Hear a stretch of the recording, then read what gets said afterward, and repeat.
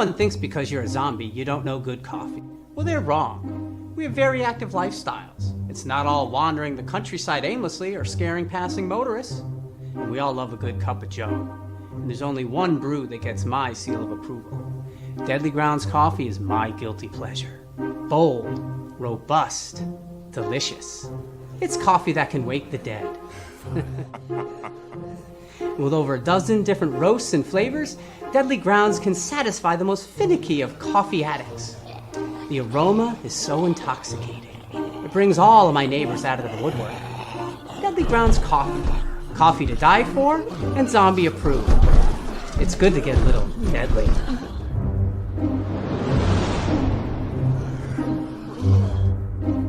Use the front door! Oh, they're so disgusting.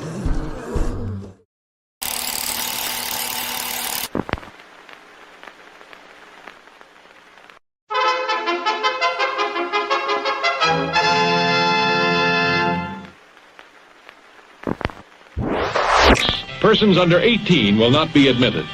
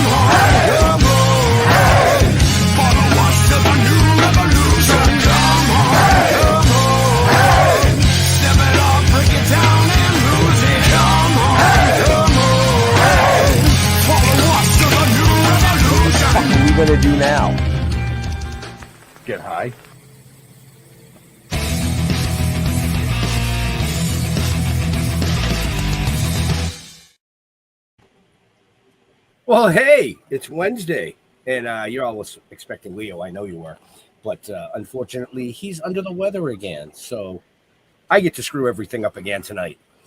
And as always with me, Mr. Jeffrey.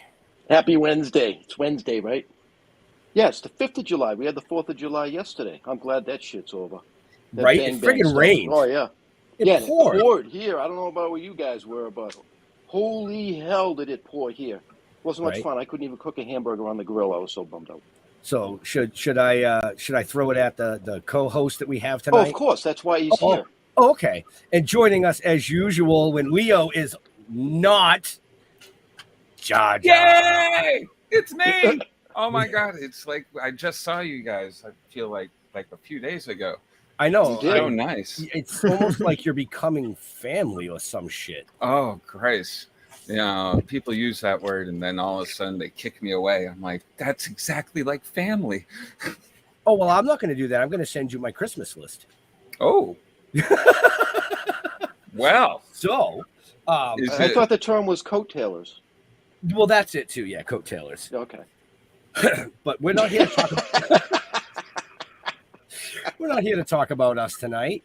Jeremy, I'm going to throw you to the wolves. I'm going to let you introduce figured it was going to happen that amazing guest. I am like really kind of I'm going to keep it short and sweet tonight. Okay. So welcome to the podcast, the Still Toking with director Scott Lever an actress extraordinaire because she does way more than just acts, Adrienne Kress. Yeah. Hey guys. And he Welcome to the does show. more than directs too. I just don't know all of that stuff yet. Well, he's a director, actor, and writer. Yes. True. So there's 3 titles there. Just and Yes, there producer as well. and producer. Yep. He's also a screenwriter, and We're kind of tedious. It's just too much. It's just pick a lane, like seriously. Right. Well, you got to update your IMDb because it only has the 3 right now. So you need to put some more stuff up there. Internet. Yeah, that's why when we're Slacker. stalking you, we get the whole spiel. But no, welcome to the show. Thank you. Like for I having said, Thank you for having us. no, well, thank you for making an amazing film. Yeah. me. That's very kind of you. You're I, welcome. I don't know. You know, I'm still in the middle of enjoying it, but I'm enjoying it. Like, that's I kind did of enjoy it. You know, I watched it this you got afternoon. it all in. Yeah, I got it all Damn in. you, It Jeff. was well, hey, you know, somebody's got to do their work here. Ain't that the truth? Gold. And You know? as always, I only got like a little tiny piece of it because, you know, they kept me slaving to the grind. I couldn't do anything. Justice, it's amazing. You know, Yeah. just I plan on watching And it. now I'm tell all taking a your week friends. off. not biased at all. So- I have an idea. Before we even get into discussing the film, can we see the trailer so that people can at Oh, least have that's an a great idea of idea. what we're talking about? Yeah. Oh, we absolutely can. So I'm As long gonna, as Ben I'm presses gonna, the button. let's see, eeny, meeny, miny. We're gonna throw Scott to the wolves Ah! here. So, real quick, give the viewers an idea of what this film is about, and bring the trailer in. And when you say go, I'll push the button. Okay, let's do it. So we've got a washed-up boxer searching for his inheritance who must fight for his life when he is trapped in his deceased father's farmhouse by a local cannibal cult. Wow! And here's the trailer, folks. Hello? Hello? Jack, are you there? We can't leave until I find the money. You haven't found the safe yet? Not yet. Looks like half the town is looking for you. I've never seen anything like this before.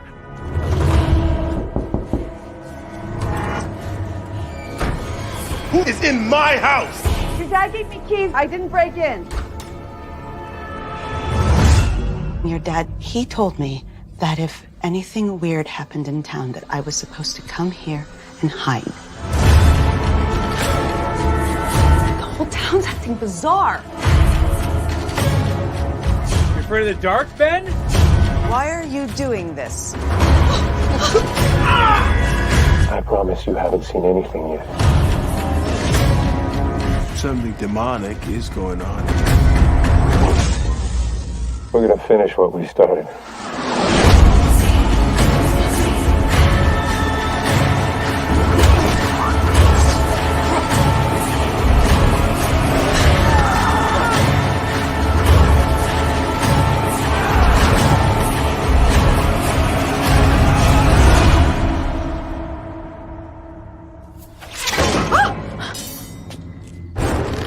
Put it out!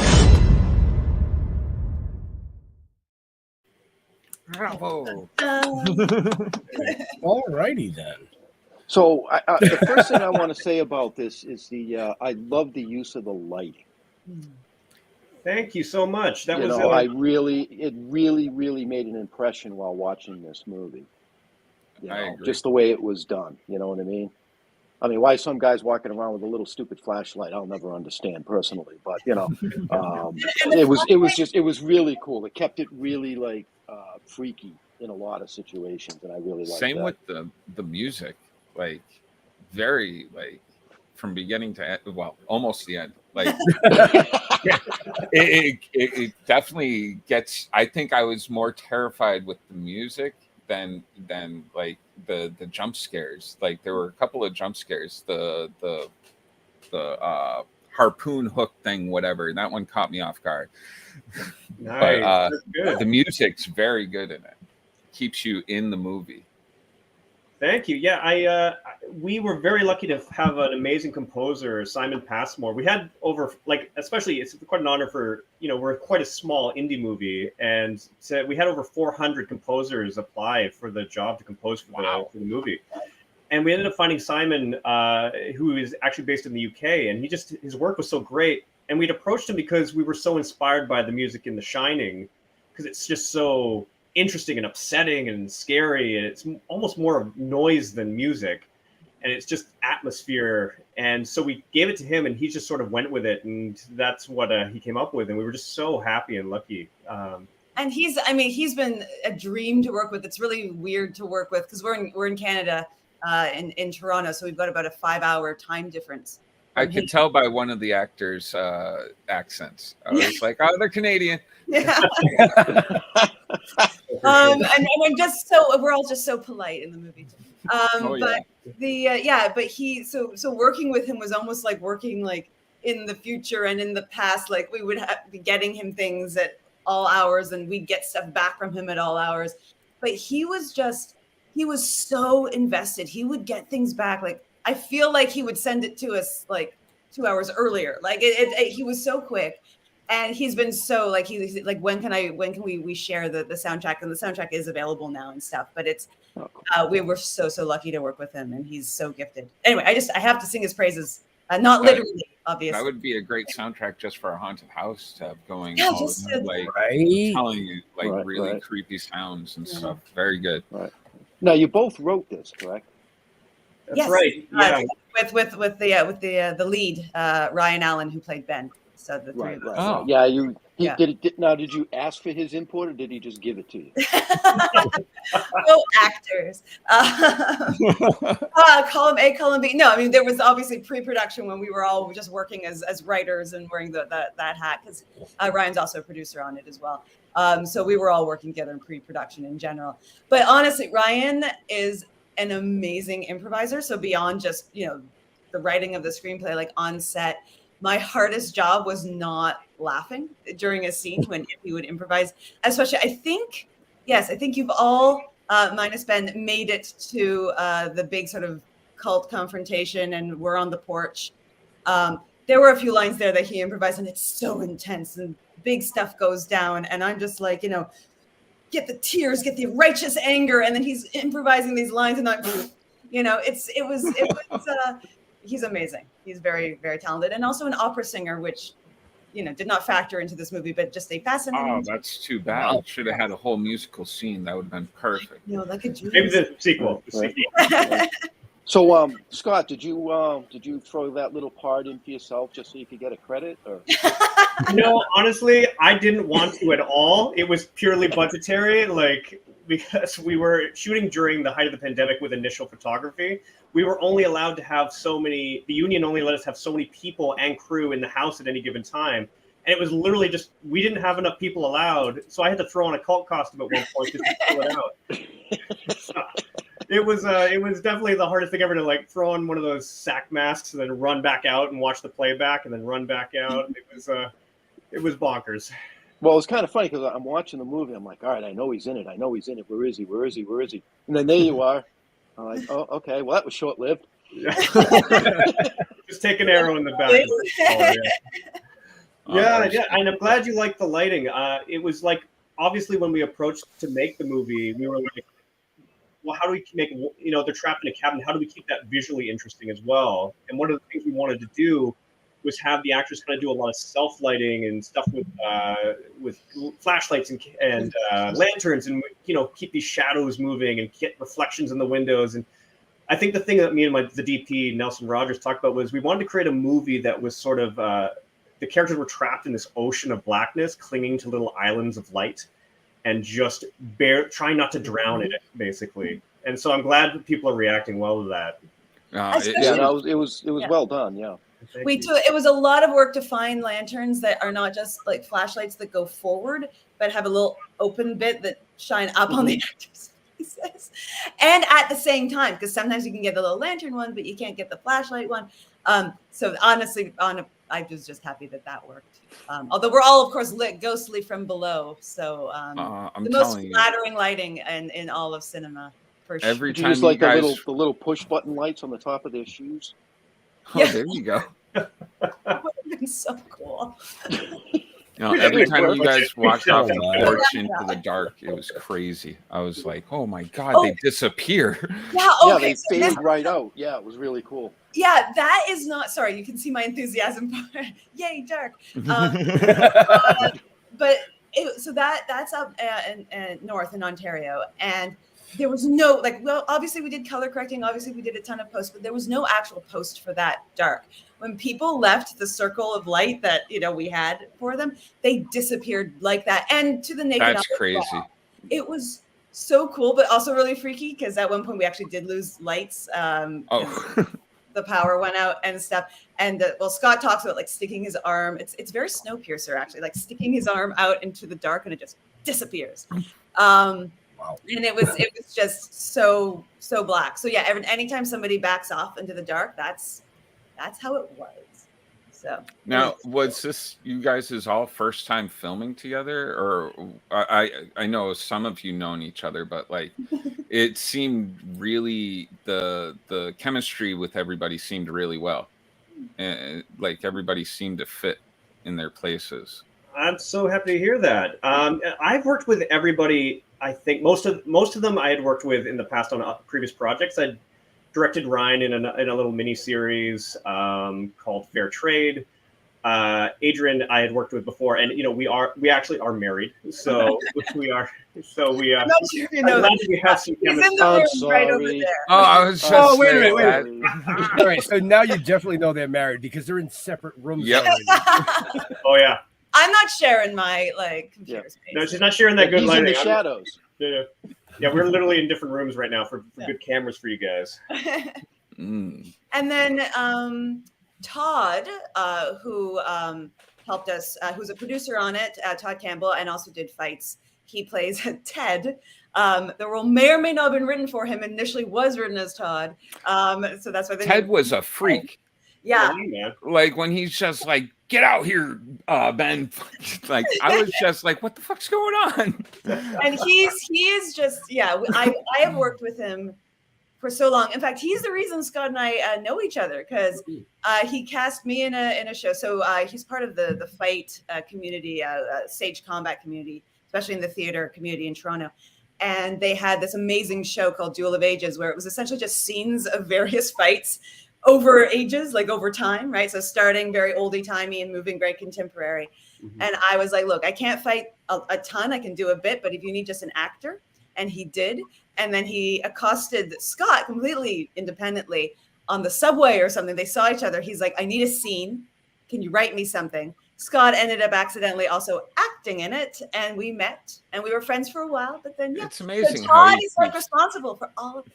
It's amazing how Scott keeps accidentally ending up in things he's I writing. know, right? It just stumbles into I every time I swear it's not going to happen, and I like I don't know how. Like I just wake up with a sword in my hand, or like a. You're Stephen Kinging. Scott, stay out of dark places, okay? I'm trying my best, man. I am trying my best. He's like, no, that's not how you do it. I will show you how to do it. All right, that was the best take. We're just going to use that one. Give me the severed head. I'll show you how this is done. Come on. So I like the way that there wasn't a lot of special effects in this movie. No. And it kind of kept it real. It was one of the other big things that I really liked it because it was creepy, but it wasn't over the top trying to make it. I thought when freakish. Ben was going to pull his arm back when they were sawing it, I thought we were going to get friggin' blood flying. I was like, oh, great. Here's where it goes down the tubes. But no, he comes back and he's just got these 2 or 3 saw marks in his arm. I'm like, holy crap. Not you, Ben. The other Ben. Oh, the other one. The other my bad. Fictional Ben. Yeah. Fictional Ben. It's interesting. It's low budget, a lot of in-camera stuff. I think we're both really inspired by Scott is definitely I enjoy certain horrors, but I'm also a big chicken. So Scott is definitely, the connoisseur of horror, but I think generally we really like, the 70s, the 80s stuff where it feels gritty, it feels real. I mean, you've got Ben, whose character is sort of influenced by Night of the Living Dead, the original Romero, and then me, I was sort of dressed up as Shelley Duvall, Amy as Shelley, just these homages, not, doing it, but just these homages to that. So I think that's part of it. But the fun part is there is obviously. I just realized you were Amy. Oh, I'm so sorry. I'm sitting there. I'm like, I know she's in the movie, but who did she play? I'm like, see, oh my God. How many bong hits have you ripped? I was just going to ask him that. She looks totally different. Come on now. Her hair's not all. You do have a very Duvall kind of look to you going on. Hence actress. Yeah, well. True chameleon. I mean, that's a high compliment indeed. But yeah, so we have, and even when you're talking about the arms, we did actually have, just to make it look more grotesque for that bit. But part of the going back and forth with our VFX guys was like exactly what you were saying. Like we wanted it to look real and not like, okay, here's the massive blood effect that that you've been waiting for. I'm glad it sells because it's we did have some great people who worked in post and our makeup girl Jenna, she was incredible with the gore. She's just making buckets of blood outside on the front porch during the day. I've got a few pictures. It's so quaint. It's so quaint. It's like stirring. She's so cute. This is a lovely, quite young, just graduated from film makeup, like special effects college here in Toronto, and so very young, but loves creature makeup, loves the gore, and loves also all bugs and lizards and snakes. And she would show us pictures of her various pets of such magnitude, and it's just very, very fun and lovely, and anyway. And that's whose house we don't go to. Exactly. You make it sound so scary. So sweet. Yeah. But no, I mean, the goal was definitely to keep the focus on the storytelling and the characters, and not let it be completely overwhelmed. We were definitely aiming for that kind of 70s style of horror that really focused on the tension and the idea of things that you can't see in the dark, as opposed to more, which I do love, but more of the the Sam Raimi gore explosions, things like that. Nothing against. Don't get me wrong, which I love, by the way, which I am a big fan. I think it would have taken away though. It would have taken away from the movie. You know what I mean? Absolutely. You smash somebody's head in, but you don't see that. Yeah. And I think Yeah, you just see the blood splatter. For this style of movie, I think it would have taken away from it. Are those comments coming in? Are the people commenting live? That's awesome. Yeah. Yes. Oh, I didn't even know. I'm so trying to look in my camera. That's why I said usually I'm up there interviewing with Jeff, and Leo is doing what I do, which is watching the comments, watching the feed here, watching the feed on that, to make sure that everything's running simultaneously to all the platforms and pulling the comments up. Oh my God. Well, hi, everybody. So I'm not just a pretty face sitting here in the corner going, love it. Yeah, no, you're not a pretty face. That's nice. So do you have this, is this classed in the genre of horror? 100%. I think we're a true horror. I know some people can talk about, is it a dark drama with some horror elements? But I think we're a true horror film, and I think that's our roots. That's what we're going for. Okay. It was an homage to everything. I think. I was more looking at it from the thriller side. I would definitely say a thriller for sure. I think that question is actually really genuinely fascinating for me as somebody who has spent a lot of time thinking I couldn't watch horror because I was like, no, that's one step too far. I'm such a chicken.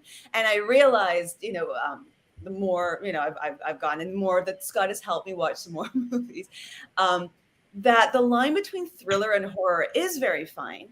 But there is, and this was always my issue watching horror, it is still a distinct line. When there's just something about the director, when the director is pushing that scare angle, when the point is to give you chills, when it's sort of I know we look at a lot of horror as gore and all that, and we, especially with the Saw movies, and the sort of torture porn sort of thing with horror, a lot in more contemporary ways. But I think it's a vibe to use what young people say. I feel like thriller has the action, but it pulls back a bit. It's not giving you that same absolute dread. It's more like suspense and tension. And I think the build of dread, I think sort of the almost the philosophical parts of, you know, of horror, of how far are we going into darkness, not just our literal darkness for the movie, but metaphorical, like human nature and stuff. I think that leans into horror. So I definitely would say ours is 100% horror, but I do think that question of what makes horror and the thriller versus horror, and especially because our gore is played down, is a really good one. In fact, we just rewatched Crimson Tide the other night, and that's definitely not a horror. 95, right? But when you come to thriller and tension, like you think about like, oh my God, like you're holding your breath the whole movie, right? So why is that any different than holding your breath in a horror movie? But the feelings are completely different. And yeah, I mean, the ones that always come back to me are like Seven, right? Seven has a lot of gore, and it's got some horrifying stuff in it, but it's very much a thriller to me. Yeah. While if you look at The Shining, there's very little actual gore. He doesn't kill anybody except the one character. He never actually succeeds in harming his family. Yeah, that's a suspense thriller. Yeah, but like I think that there. But it's held up as a horror. I would still call it a horror though, as opposed to Seven, which I would say is much more on the side of a thriller, but has that gore and that's sorry, I'm so distracted. I'm like seeing comments. I'm like reading. So real quick, one of the comments was the Madness Comic Network would love to get you two on their horror movie club show. Oh, so, yes, please. Hit us up, man. You know, I will do my best, Pops, to get you in touch with the proper authorities to make that happen.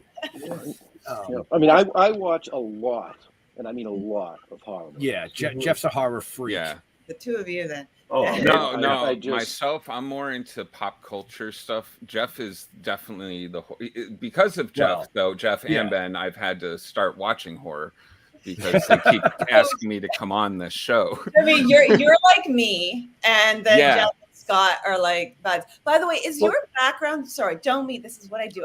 Go ahead. Go for it. Or is that like? This is real. It's that's amazing. I was like, is this guy filming in the Hadron Collider? What is going on over there? It's my attic, and it's really freaking hot right now because I realized that I had my AC on and I turned it off because it was probably making a lot of noise. But usually I have a bunch of collectibles hanging. All I now have, because it got so hot, I had to take them all down. But I'm a big toy collector. You know, I got my Pops, all my. Oh, that's amazing! I love that. Original Star Wars figures. But no problem. I love it. I like to show it all off. Yeah, I have the mask from Scream hanging over my bed. Oh my God! I would not sleep. See, this is. I mean, if we want to geek out for a second, I have the. See, they're gonna ruin Leo's. They're gonna ruin Leo's question. I have the replica of the record from Mandy, the cult leader has. Oh wow! Oh wow! Okay. Pull it back with it. Just There you go. Oh, we're geeking out, guys. This is happening. Oh, dude, let's go. We can geek. I have totally geek out. Trophy from Bob's Burgers in the other room, but that's So yeah, I mean, this is why I said at the beginning we don't script anything. The show just shows where it goes. I got my original. We did talk about the movie toys. for 29 minutes. Nice. Originals, never been open. Come on, get on my level. I love it. Yeah, sorry. I totally derailed us. You guys were bonding over. So anyway, I'm gonna circle right back. So I look at horror as a main category with a whole shit ton of subcategories. Yeah. You know what I mean? Well, Scott, and you watch a lot of horror. There's you get the comedy horror, the thriller horror, the gore horror. See, I like the sexual gore. horror. I like the straight up gore. Yeah, I mean, there's something so wonderful about all of it because it's this chance that we get to sort of meet a part of ourselves we would never want to meet in real life because it would mean we were in mortal danger, right? But watching horror gives us a safe place to experience feelings you would never experience unless you were being hunted by a man with a knife or like. And it's like I feel like we're more complete human beings once we've shaken hands with that part of ourselves. And I think horror is such a unique genre that way. Mm-hmm. Yeah, no, I agree. I mean, I've Definitely. seen movies that, I'll be honest with you, it makes Jaws look like a love drama. Right. I mean, it is though. It's like such as like the ultimate bromance movie, Jaws. Right. I absolutely. I mean, we literally just rewatched that one. But yeah, it's fascinating. Did I also you? write. Oh gosh, I don't know. There we go. The Bendy and the Infamous. It's a video game, a horror video game, and I write the tie-in novels for that. So sort of in world stuff, and that's its own unique brand of horror as well. And I'm also writing these for a young adult audience, so like 12 to 18, I guess. But knowing that when it comes to video games, there's going to be younger. Oh, there's tons of it, and also tons of actual adult 40-year-old men sitting there going, Bendy is actually Bendy. Bendy's an adult game, right? But I guess when they were looking at books, they knew that their audience stretched, and they were trying to. But with the knowledge that I'm writing horror, even though it's 12 and up, with the knowledge that probably some 8 and 9-year-olds will be reading it, it's just a whole other kind of writing horror, right? So there's so much to play with, and I'm getting really I'm learning the kind that I'm good. Like I really like the creature features. I like Jaws, as we talked about. Jurassic Park, when it came out, was the first. Again, I don't know if you call it horror, but it was the first sort of horrifying movie I ever saw because I was obsessed with dinosaurs. They looked really real. And I was like, I've got to see this. I have no choice. I am just going to do it. And I was upset. And I freaking love that. It's like the best movie ever. No, to me, that's just an action adventure movie. No, I know. No horror to it. But you Right. have sawed What off about when the girls on the guy's on the toilet and the T-Rex is the coming in? T-Rex. Yeah, the lawyer. I would yeah, argue right. the biggest thing, you've got two really big horror sequences that fall into, as we're sort of trying to define it, because Oh, up to and 5 of us to define the horror. electric fence. Well, the electric fence is great, but the bit in the kitchen, and then the bit with Emily, and she's trying to find Samuel L. Jackson, and the arm falls and all that. Those are structured, just directed and structured as horror. And we know Spielberg loves his horror moments. We know with all the Indiana Jones stuff that's going on right now with the new film, like the melting faces, from the first. We know he loves his horror. So those two sequences, even though arguably Jurassic Park it's probably like thriller, but those are, to me, that's horror right there. And you get a little taste of it within that. But I have learned I can do creatures. I can do, I can still hide a little bit, but like The Thing, I can do, horror. I can do zombies. I've learned because they're very creature-like to me. So there are things that Fast zombies or slow they're zombies? any zombie, man. All zombies are See, cool. the fast zombies scare the shit out of me. Fast zombies. Yeah, fast zombies. I'm like, because we grew up with slow zombies, and they're going brains. Well, yeah. the Now Romero zombies stuff. today's are like all cracked out, and they're like run after you. Hey Like, man, give us that's the not Blairs. true. Our zombies aren't all cracked out running. Oh fast. no, yours are. They're really, really high and bouncing off walls. Yeah, man. And why are they always so athletic? Like, where are they really out of shape? Fast, For like, real. Right? I'd be like the worst. I'm They're all doing the like- best zombie. I just sit around. I'd wait for the brains to come to me. Yeah. She'd be a great weed smoking zombie. Yeah, exactly. Oh, there we go. Just chilling, just waiting. That's funny. Yeah. So how long? Sorry, go. Oh no, I was going to bring us back around to the movie. Oh, Yeah. How long did it take you guys to film this one?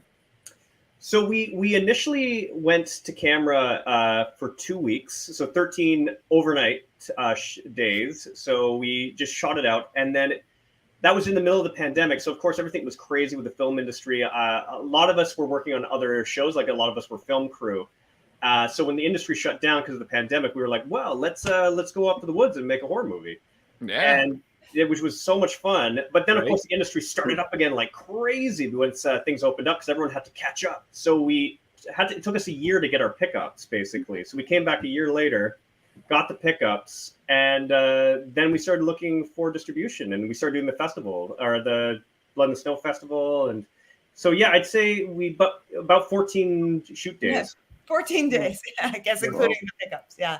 Wow. Now, is that the cabin that you said you were just at? It was. Yes. Oh, so that doesn't freak you out now when you're there? I'd be a like, little bit. fuck. As soon as I hear a bang, I'd be like, oh, I'm out. All Right. right, let's go. Here's a very true story.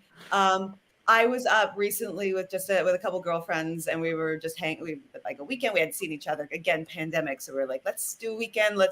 So we hung out. We had a lovely time. They left, and I wanted like an extra day just to hang out and be by myself. I'm technically introverted, so I just needed to recharge. And in the basement still remains, for those who have seen, the scarecrow. Oh, fantastic! From the movie. And it's in the basement, sort of hanging from like a rafter in the basement. And I was fine when my friends were there, but when I was by myself, I was like, oh my God, this is like terrifying. I was so scared because, again, was chicken. So, and Scott was still in the city because it was a girl trip. So I called Scott and I'm like, this is going to sound really stupid, but I'm scared to go to bed and I don't know what to do. And Scott, because he knows I have a very active imagination, he imaginated, because that's what me out of it by saying that actually the scarecrow was there to protect the cottage and take care. And it was all good. So he's like, tell us now. So now whenever I go down to the basement, I give him a little high five and we're cool. But I genuinely we have That's to bullshit. Why to get out of that? I don't know why it's still down there. Right. So on set, now, like I said, I haven't seen the whole film, but on set, were there any pranks played because you were filming a horror movie? Like behind the scenes things where somebody actually kind of reached out and just like scared the bejesus out of you just for shits and giggles? Well, I'll tell you one thing that happened. So we had a thunderstorm one night and it blew out the power, and we were using Nix bulbs to like battery operated like lights that were lighting a bunch of the set. And like Adrienne mentioned earlier, though, it was so dark out though that there was just this wall of black right outside the open front door. If you stuck your arm out, you couldn't even see your arm in the blackness. It was so dark. And I can't remember who it was, but had been out in the night putting up some lights for our next scene. And it was just crackling in the wind, like some sort of spider creature, like bony spider creature coming towards. And I don't know if it was our DP or somebody else. I was just like, hey, man, I think somebody's out there.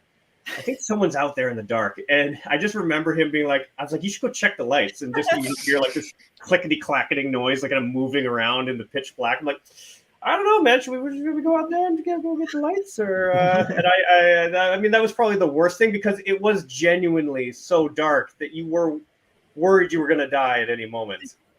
I would say I wish, I don't wish for myself. I wish I could have witnessed people pulling pranks on each other. Because again, would have probably started screaming and crying and then makeup all over again. But it was so fast. Like this was 13 overnights and we had, it was very much, it wasn't even the light that was the issue. The light is the issue. You had to wait for the sun to set, and we did it in the fall. So fortunately, we had more dark than had we when we did pickups. It was the summer, and we were like, okay, guys, we've got like 6 hours. Go, go, go. The issue was when it got towards dawn, and it wasn't light yet, but the birds woke up.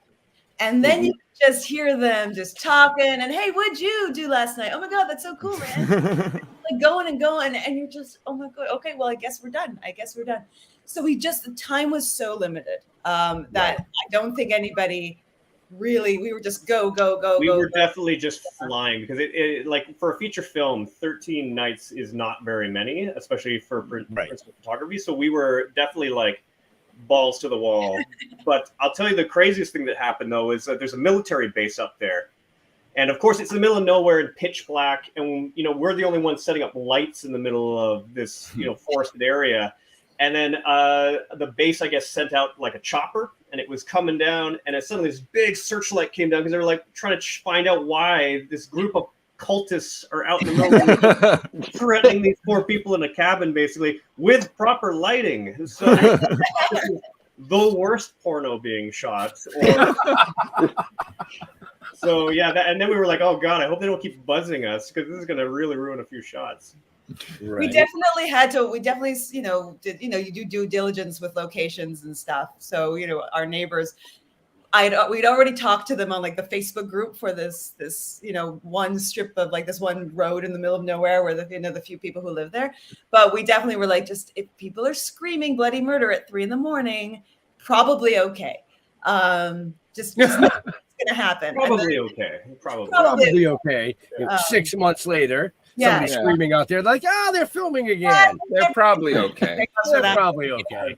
By the way, comments. I'm seeing these. I'm trying to write down these movie recommendations that people are talking about. I'm just like, oh, what was that? Okay, I'll check that out. If you have movie recommendations for a wuss who's getting more into horror, please recommend that too. The Dark Crystal. I love it. Yeah. No, okay, it's not okay. Yeah, but it's beautiful and it is. I love the Dark Crystal too. And as somebody who writes kids stuff, I think there's a lot of darkness and horror in children's literature. Oh, in most of it. And it's everywhere. Like I realize with my books, even the ones that aren't Humpty horror. Dumpty's a freak. Sorry, say that again? Humpty Dumpty's a freak. Oh yeah, and do you notice they never say he's an egg? Right. Like, They never actually say he's an egg. Yeah, he's just a egg, dude. man. I did see a new movie that just came out recently that kind of took me by surprise, and that was Winnie the Pooh, Blood and Honey. Oh yeah, those guys were so on the ball. They were waiting for those rights to expire, right. and they had Right. that. Like the second those rights expired, they were good to go. Yep, I thought that was a little too over the top, but I haven't Well, seen that I'll one yet. I only made remember- it halfway. I gave up on it. Oh, There yeah? wasn't much of a story. yeah, it wasn't well done. I mean, the Banana Splits horror movie was better. Yeah. There's also Pride and Prejudice and Zombies. There's all Abraham Lincoln, Vampire Hunter, all of those as well. I like those ones. Right. Now, see, I'm more of the old classic stuff. I Yep. like the Hills Have Eyes and The Mutilator. Spit on Your Grave and Oh yeah. Never seen them. I mean, those are classics. I mean, Movies. it's Last House just- on the Left. Yep. Yeah, it's just so amazing how iconic they are and just how they changed the aesthetic too of horror movies after they come out. Like it's fantastic. Like I mean, obviously Friday the 13th, you got like, and even The Thing, the way that the practical effects. I know it flopped when it came out originally, but they're just the way that it's influenced cinema since. Like it's so fantastic. Right. The thing is when they ate the snow, right? Oh. Stuff in the snow. Was No, that the thing is when. But it's Wait, the thing is It's a when cell creature, yeah, it's an alien alien. creature that can look like anybody. okay. Yeah. Haven't seen that one. Yeah, that I movie's been saw that done one. 3 separate times, I think. Yeah. You have the Yeah, they had original, and then you had The Yeah, John there's Carpenter 3 one is a different ones. remake Yes. of an old black and like an old film, and then they did like a 90s or early like 2000s. Yeah, they had a woman as a star. Yeah, but the effects, because they were that sort of, oh my gosh, CGI is the greatest thing ever, but they weren't that great, right? The effect versus having like puppets, and I know there are effects in the thing as well, but just like again the practical stuff, the tangible stuff, just it's of course, to be fair, when I watched it, I watched like this, so I haven't really appreciated all of the puppetry and stuff in the thing, but I think it sound probably was very good. Well, what was fascinating about the prequel they made later was they built a lot of the practical effects and they had it and it looked great. But then I guess you can watch it on YouTube. But I guess I don't know if it was a studio or somebody got involved and was like, no, we're just going to do CGI. We want to be able to shoot it from every single angle. Like it's fascinating to watch that whole process and just the difference between CG and practical. Right, but they did make real props for that. Oh yeah, absolutely. Yeah, Yeah. I remember seeing some of them. Yeah.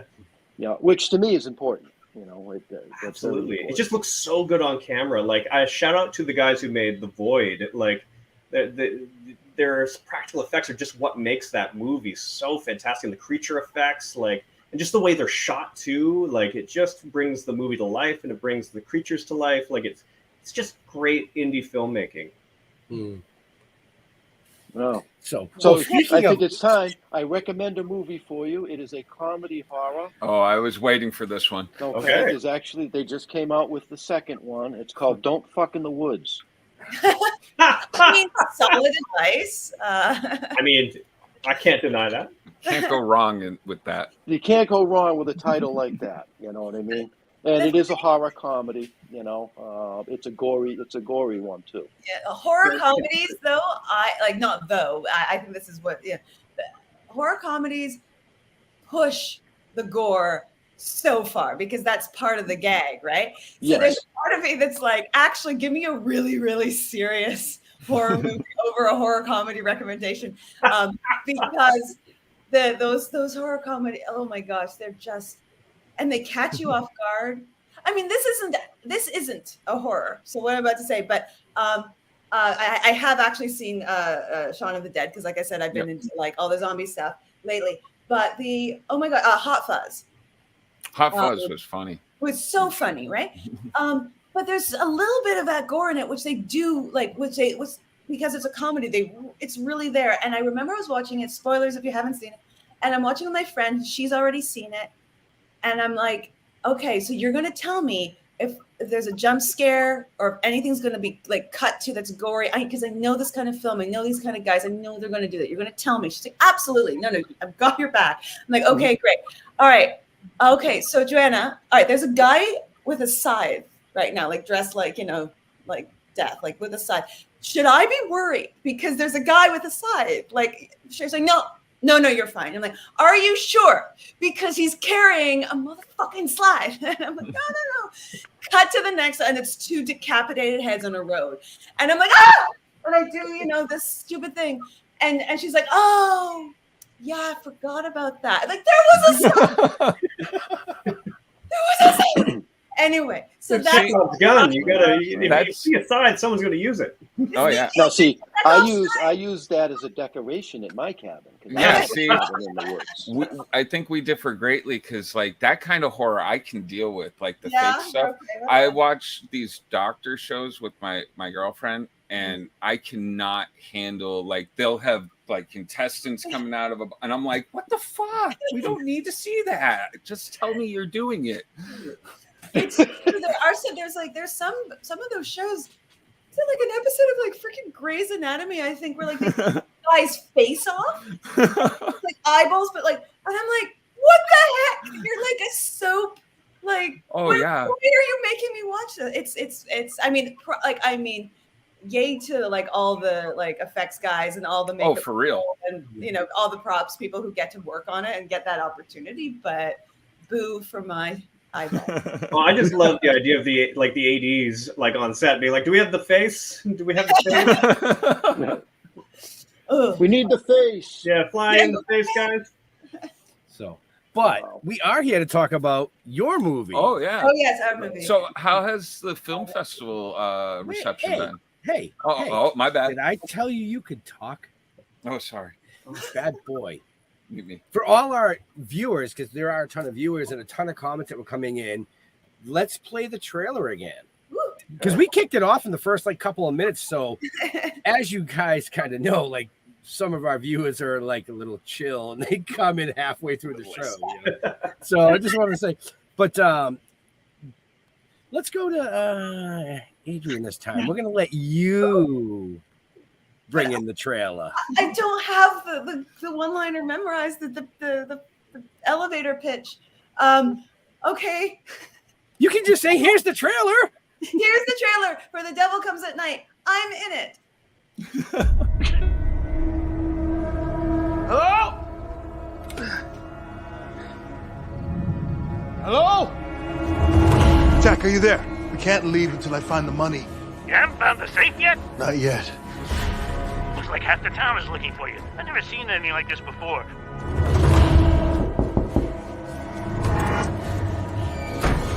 Who is in my house? Your dad gave me keys. I didn't break in. Your dad, he told me that if anything weird happened in town, that I was supposed to come here and hide.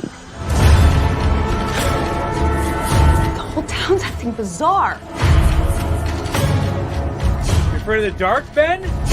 Why are you doing this? I promise you haven't seen anything yet. Something demonic is going on. We're gonna finish what we started.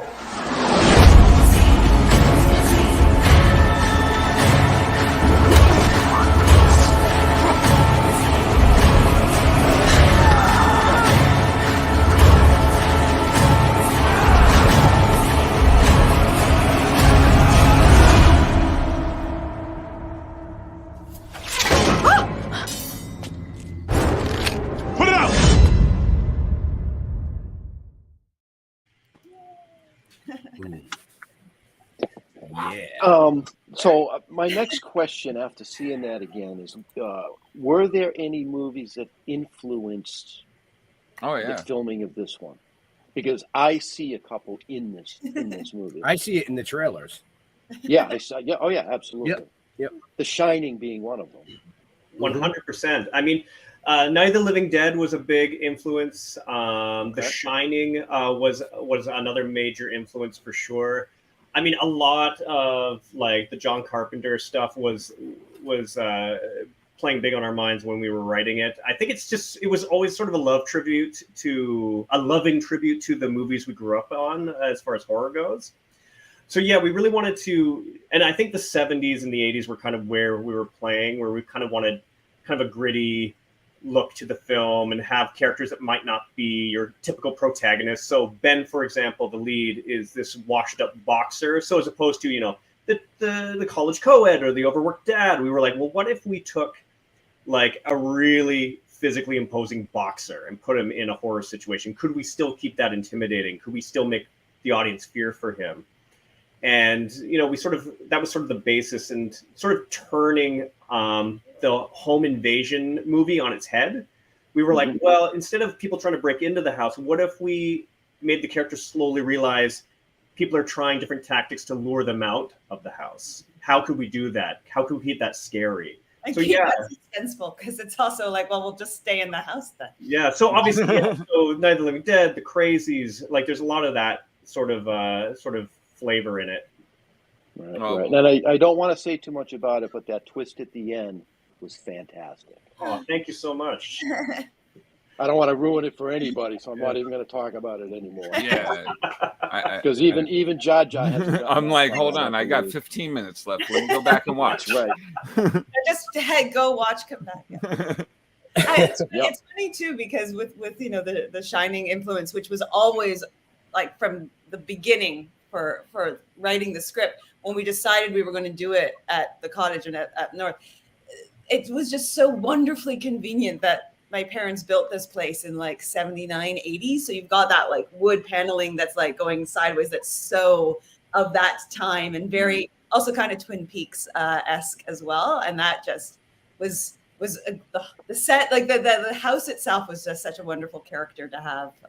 It definitely inspired the script. Like when we knew we wanted to do a horror, and when we were figuring, oh, it would be great to go up into the woods, and like we knew we had this location, we sort of wrote it for that as well. Because it's so mod and 70s, 80s, and just these great sweeping panels of wood and just very visually dynamic, and this wall of windows in the back, which is genuinely terrifying, even when you're not making a horror movie.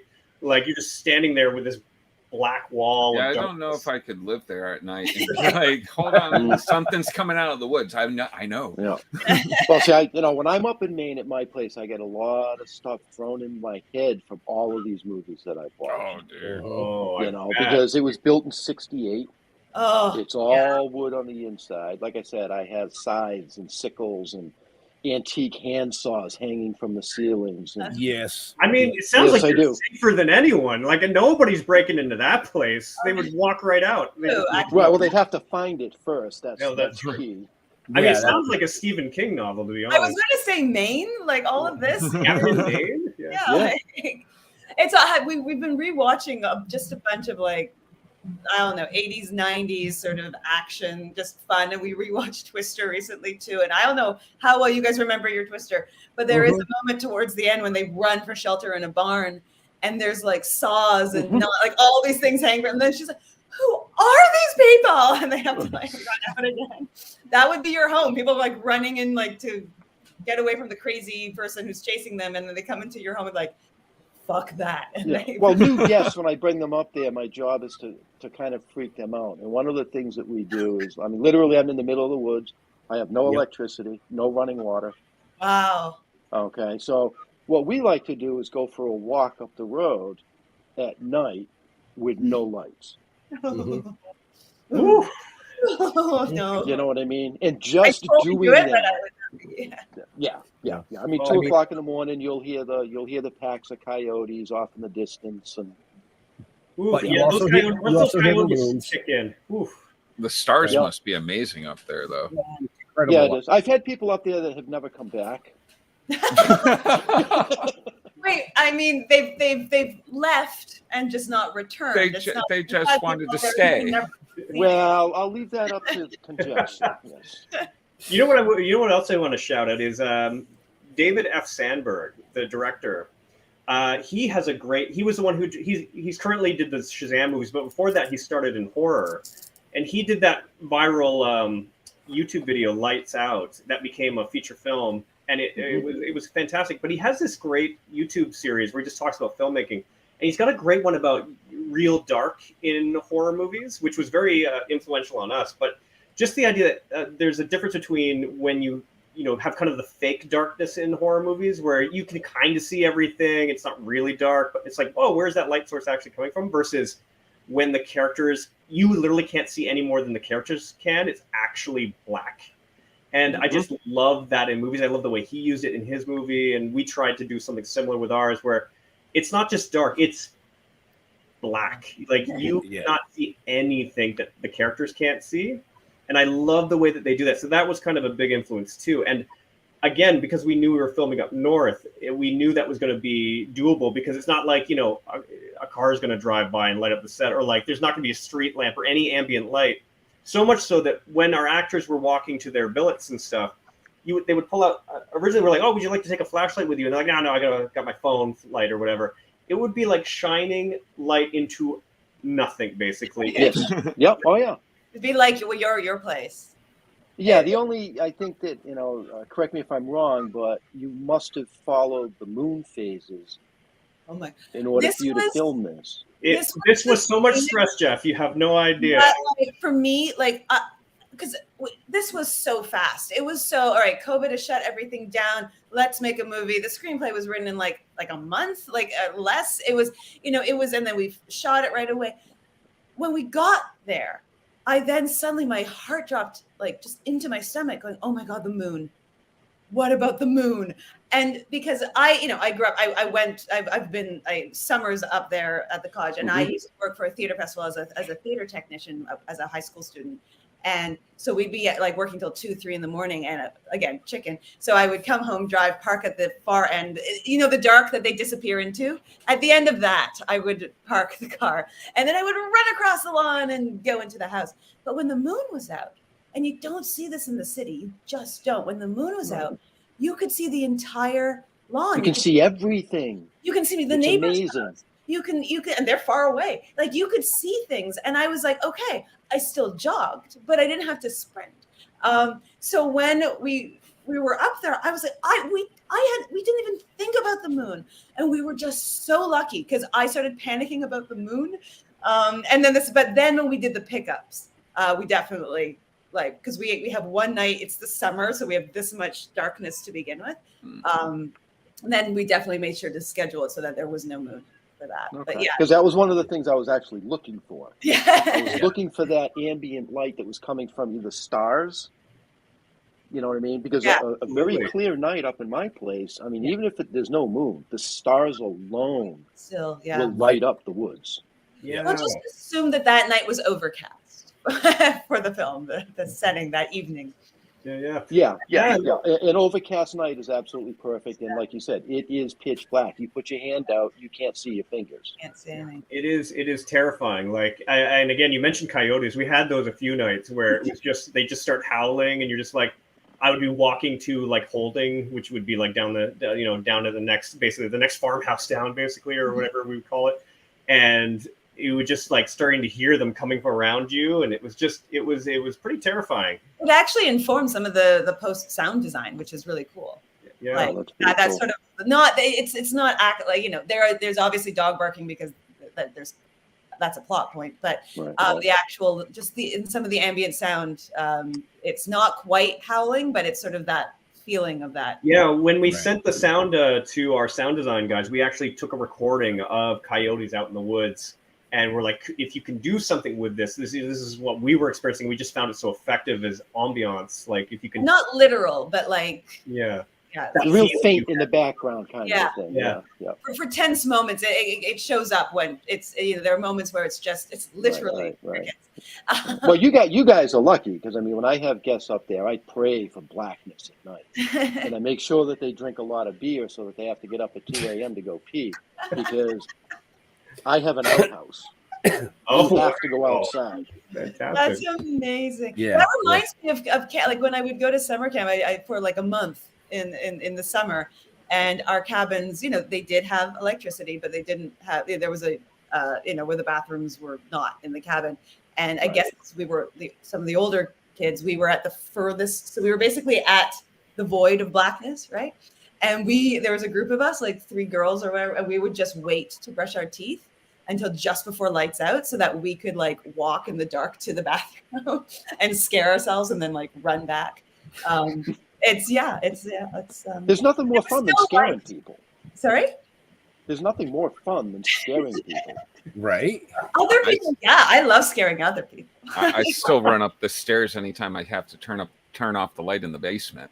So you should see me because like I have 2 sets of lights, one at the very top of the stairs, one at the bottom. But if you turn off the top set, it leaves off the basement on the other side of the basement. So I have to go all the way down, turn it off, and then fly up the stairs because it's pitch black. I don't. Somebody might get me. Or potentially your husband is around the corner, right? Turning up all the lights at night in your apartment that does not have a basement or anything, and you think he's in the bedroom, and so you just walk out of the bathroom and you're turning up lights and he comes around the other corner you're not expecting, and you scream like classic blood curdling, like a horror leading lady scream in his face, and then start to cry a little bit. I'm not saying that happened, but I just want to know if Scott got it on film because I mean, you can. I know use it would have it. been, especially the I wish. I definitely got more gray hair after that. I bet. Oh man. So I have one last question for the two of you because I'm really curious.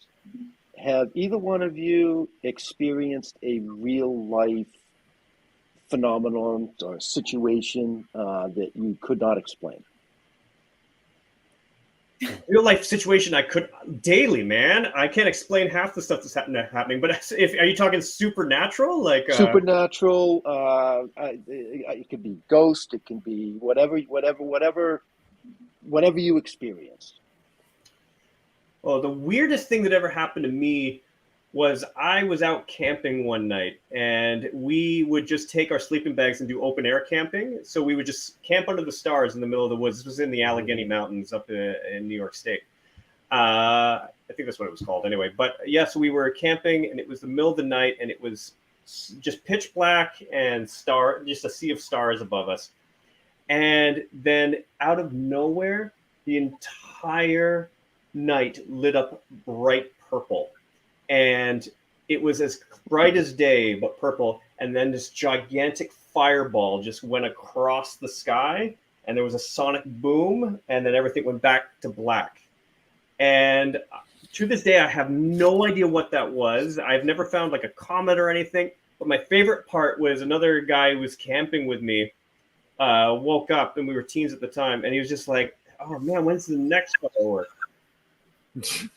Wow. Yeah, but that was the aliens, That's the aliens. I mean, clearly, right? But yeah, to this day, I have no idea what that was or what happened, and it was just sort of we all just like looked at each other like, "Wow, that's crazy." I don't know. We'll go back. That. All right. Well, that's a good one. I like that one. Right. Okay, so here's my situation. I feel like because I'm such a wuss that ghosts are like, let's just leave her alone. Like, I like that belief. Mind is her own enemy. I do have the only story, and it's so dumb, especially compared to what just got. It was that, but it stayed with me. Like, it was my first year university. I was studying. So I was studying in a castle in the south of England. So and it's from the 1500s. So already, and there were stories. Set the scene right there. There were ghosts, supposedly like where the pub was now and all this stuff. So but I never saw it. I didn't have anything. And then one day during bright I think it was maybe lunch. It was bright and sunny, and we were all sitting. It was very Hogwarts-esque, actually, like in the Great Hall for dinner, very like with vaulted ceilings and the wooden beams and everything. I felt just like a very like tap, tap, tap, tap, tap, like a very strong tap, tap, tap. And the type where, you know, somebody puts their arm around and then they go tap, tap, tap, and then they take it back. And, you know, you're like, who did that? Oh, anyway, so I thought it was that. And it absolutely wasn't. Like nobody else. And none of my friends to either side could have done it. And there was nobody behind me. And it was just this moment of just like, okay, I don't know. Maybe my neck did it. I don't know. It was just, it was tiny, broad daylight, nothing else. And it's just probably one of the most puzzling things that I have ever experienced. And I was like, okay, cool. And I just went back to eating. And I don't think I even told anybody at the time that it happened. And there was like, it wasn't possible for that. Like it was very weird. I don't know. Maybe my neck just spasmed, but I don't know. Maybe all the ghosts were like, see, we got your back. It was the ghost telling you, tap, tap, tap. We know you're a wuss. We'll leave you alone. We'll leave you alone. Yeah. Like literally, we got your back. You're fine. But that, you know, honestly, I scare myself just so, you know, I have scared myself. And again, this is not, you know, supernatural. Literally, I have a hat stand coat rack in my room where I put like my bathrobe, and I put, you know, it's quite frankly, I have so many hats. Scott has no place to put anything of his own there. And I have woken up in the middle of the night to see sort of a shadow of a person, because, you know, it's like a hat, and freaked out at the hat rack. So, I mean, I don't really need any help from you. I'm appreciating it. Thanks, guys. Okay, you got to watch more horror movies there, kid. or I mean, I definitely see. This is the problem with being a cinephile and being a wuss. Like it's actually. It actually really sucks. Like I am working, I'm getting much better, and I'm like broadening my like what I can watch, because I like a movie is a movie. Like a phenomenal movie can be any genre, and I deal with this a lot with writing, you know, science fiction, fantasy for my kids' books and stuff. It's like no, anything if it's done well, it's done well, guys. It doesn't matter. And I know horror and speculative doesn't necessarily get as much respect as it deserves. Oh my God, sorry, I'm going on tangents here, but Jamie Lee Curtis winning the Oscar and talking about just being this genre queen, like this, like never expecting that she as an actress would ever win an Oscar, because she does horror, she does action, she doesn't, you know, even Everything Everywhere All at Once is an action-packed, right, kind of movie. And I don't know, I got really, really moved, because it's true. The respect is really weird when it comes to genre stuff. So I want to be able to watch more. I'm very pleased I can watch The Thing and The Shining and all these amazing classics, and I'm still working my way, and I will get better. Mostly You'll get there. I will. Scott will make sure of it. I know. Oh, I'm working on it. We're making our way. Yeah. We just did the entire history of zombie films, starting with Romero all the way up 28 Days Later, Shaun of the Dead. We did... I don't know if you guys have seen Kingdom yet, the Korean series. Do you guys know Kingdom? I'm not familiar with that one. Do yourself a favor and check it out. It's a high budget Game of Thrones budget level show, but what if the zombie apocalypse happened in medieval Korea?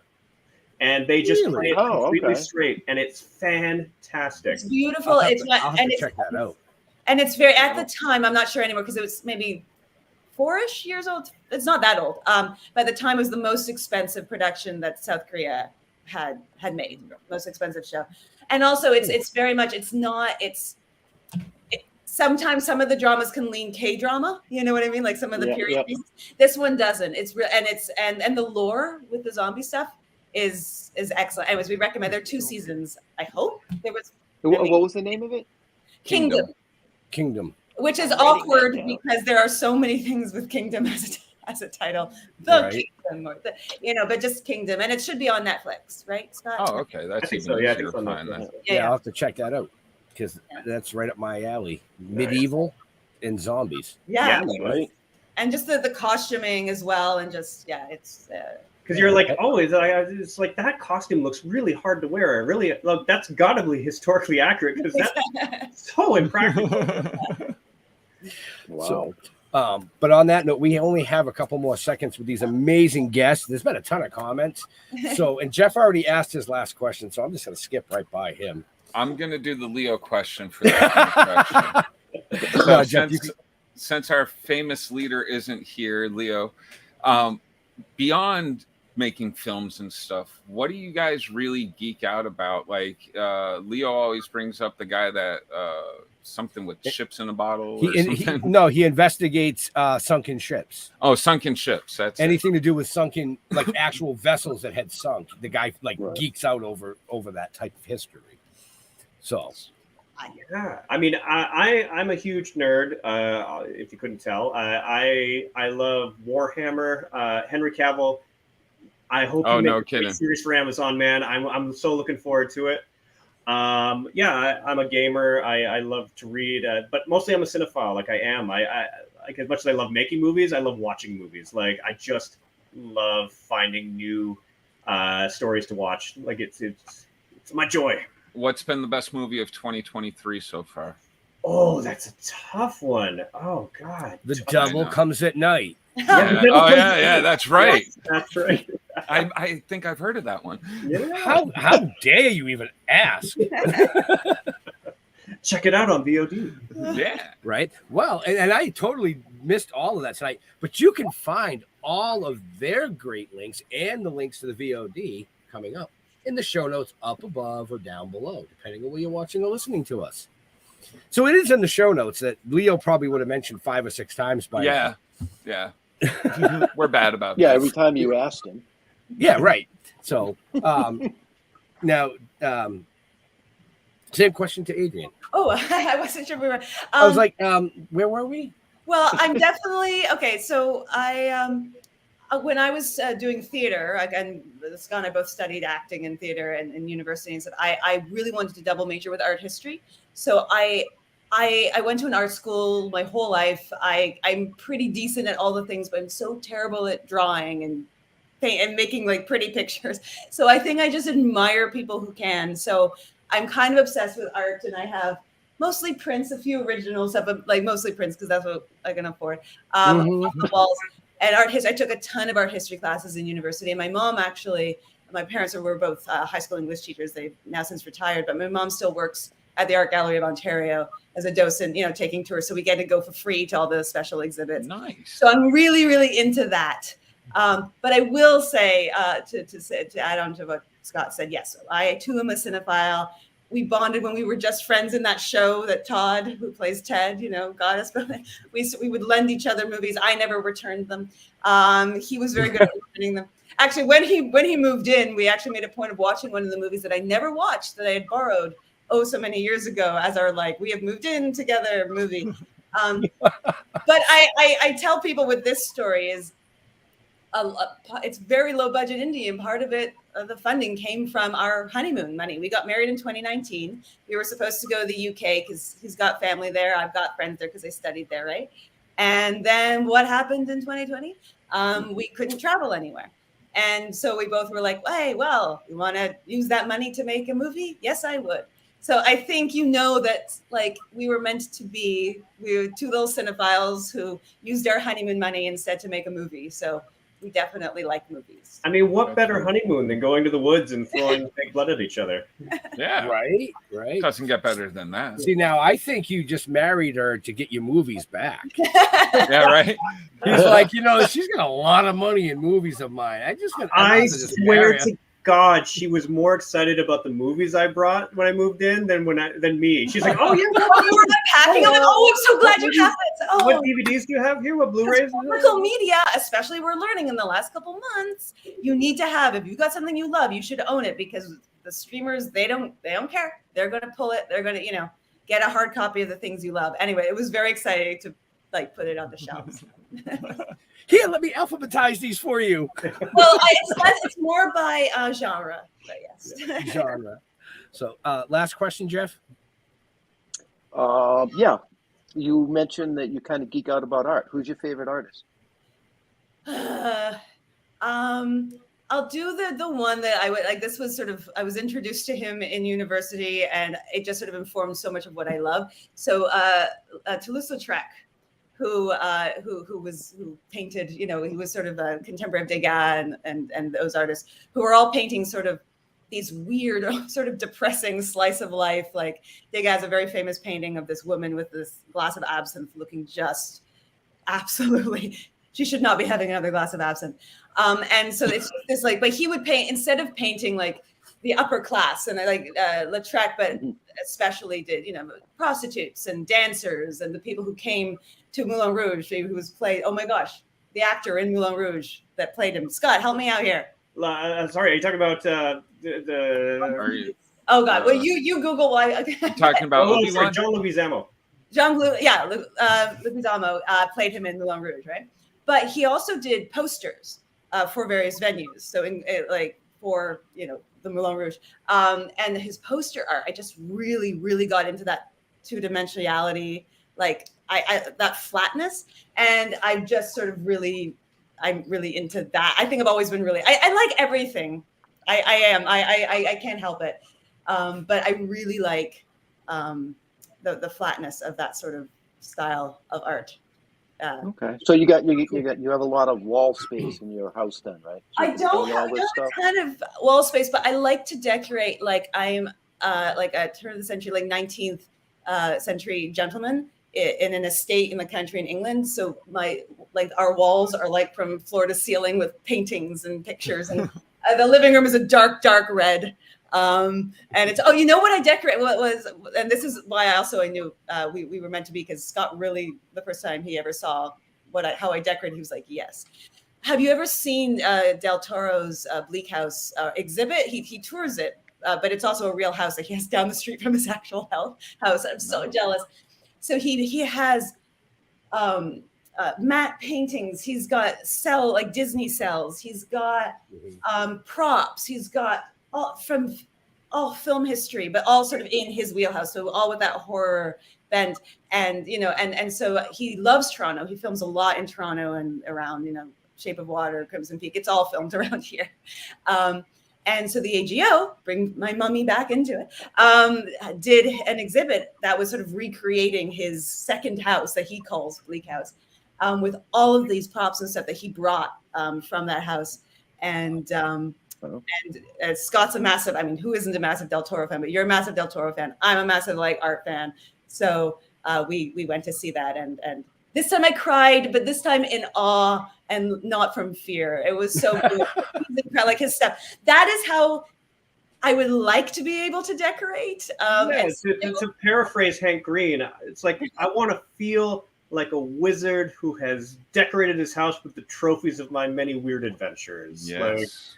Yes. I liked that quote, and I was like, yes, that is appropriate. You need one of those, I'll call it a poster carousel. Like they have expensive gifts. Okay. You can have two of them open. But are you familiar? Yeah, no. Okay, so what you're saying, right, is this is the art history nerd coming in, geeking out like we were talking about. There's a place in London, it's a museum called Sir John Soane's Museum, and John Soane was an architect. He did the British Bank. He did a ton of stuff. I've got so much geeky stuff, but I know we have to go. But his home, that he is very contemporary for the time of when he was he actually lived, which was I think the 1700s. Oh, now I'm blanking on everything. He has, he did the grand tour, which means you steal a bunch of things from other countries and you bring it back, right? So he's got this courtyard with a covered courtyard with a sarcophagus all the way up to the Romans. He's got all this art, but to your carousel thing that you were saying, he's got this one room of paintings, so Hogarth and Turner that he's collected, and there's this one. The walls, they go all the really high, right? This is oldie-timey architecture, right? So really high ceilings. The whole wall moves like a freaking poster carousel. And then there's another, and these are paintings, right? So they're thick and they're big and they're heavy. A whole other wall of Turner and other stuff, and three that you can go in until it opens this amazing hole and you can look down into the downstairs area. But he literally has that. And that is what I literally want that. It's incredible. You guys go. And all these museums are free. Well, not all, but a lot of them in London are free. So if you go, Sir John Soane's Museum, highly recommend. The architecture. And you heard that here first, folks. Check it out. You heard it here. That's where you need to go. Yep. After Right. after you go, After you and watch the movie. Devil Watch the Comes at movie. Night. After you watch The Devil Comes at Night. If you watch The Devil Comes at Night enough times, Yes. we all can go. Yes. Yeah.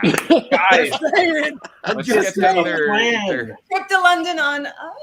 we can get their honeymoon money back for them. Yes, and then we Right? can go to London finally. Go to the UK. Yeah. Right? yeah. So we do have to let these fine actors and actresses and writers and producers and authors and wow, just everything.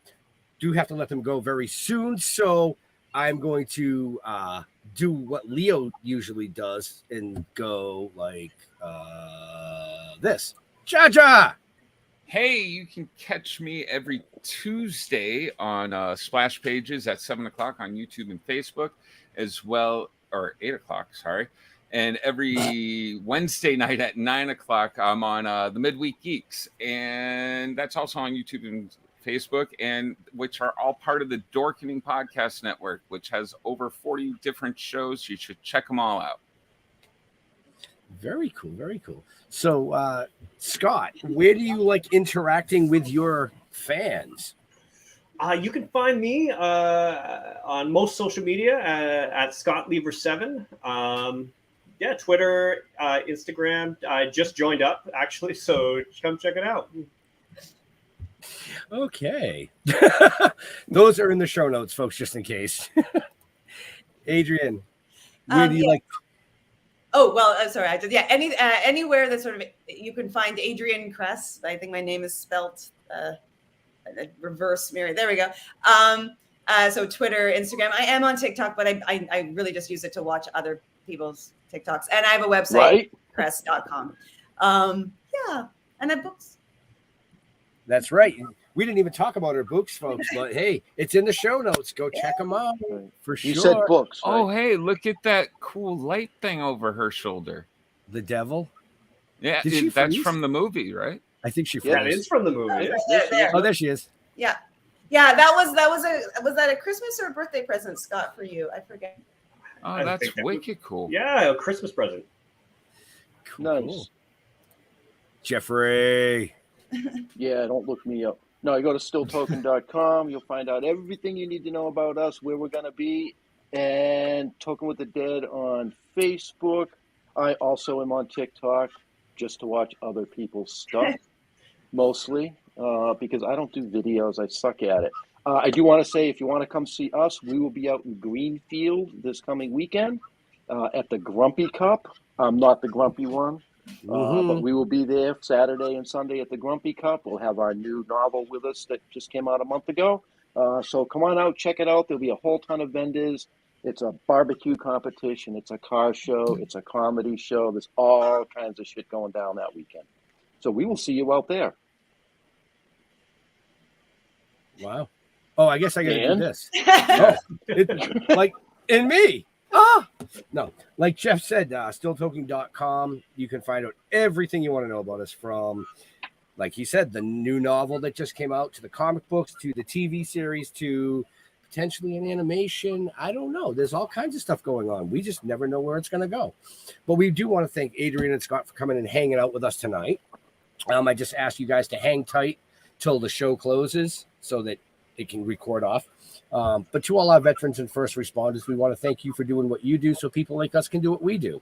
Stay safe. We'll see you. We're out of here. Peace. Bye. All right. Now I got to find the right button. See, Leo, you can yell at me. I definitely going to screw Watch this up. the movie. So come on.